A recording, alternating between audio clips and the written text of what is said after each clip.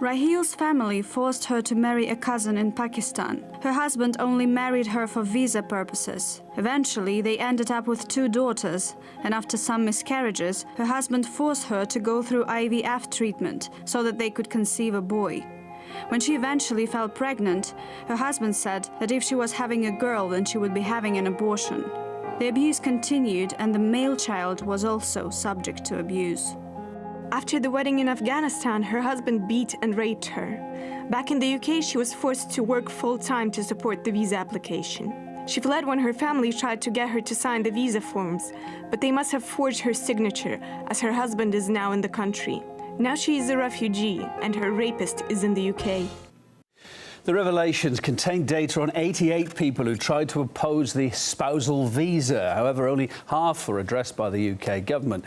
Campaigners against forced marriage claim the authorities are turning a blind eye to the issue because they don't want to be accused of racist or religious bias. Anastasia Churkina spoke to one victim.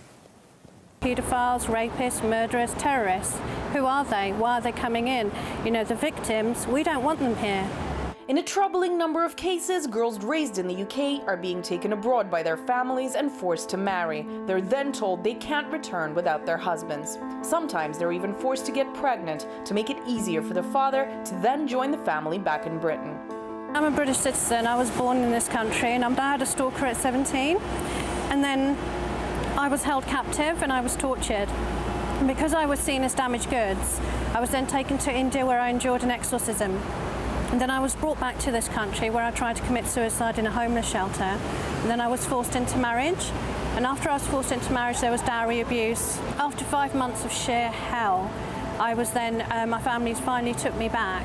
And then they were organising a second forced marriage for me. And they said, nobody in England would have you now, so we're going to have to bring someone over from India on a visa. There was lots of offers coming over from India, that there were people waiting to come over for a visa to use me as a ticket, but I actually ran away from home and I was threatening suicide. Sunny, who was disowned by her family as a result, considers herself lucky. She managed to escape when many others are still captive. Campaigners have called this the equivalent of modern-day slavery and are calling on the authorities to do more to tackle the problem. What is the scale of this problem? It's massive, it's massive. Individual charities report thousands of calls a year to their helplines. The problem stretches far and wide, affecting Middle Eastern, Asian, Afghan, Kurdish, Iranian, and other communities living in the UK. Forced marriage became a criminal offence in Britain in 2014. In England, we've only had 2 criminal convictions, and yet we see thousands of people reporting. That is disproportionate. So why are people too afraid to prosecute, too afraid to take a stand, our ministers, our politicians, and speak out against this? Part of that reason, I fear, has everything to do with the fear of offending communities. The Home Office classifies these as reluctant sponsor cases while describing itself as the world leader in tackling the horrendous crime of forced marriage. There are a number of reasons why cases are referred to the forced marriage unit, not all of which are the result of a reluctant sponsor getting in contact. In some cases, it will be decided, following inquiries, that no further action is necessary and a visa will be issued.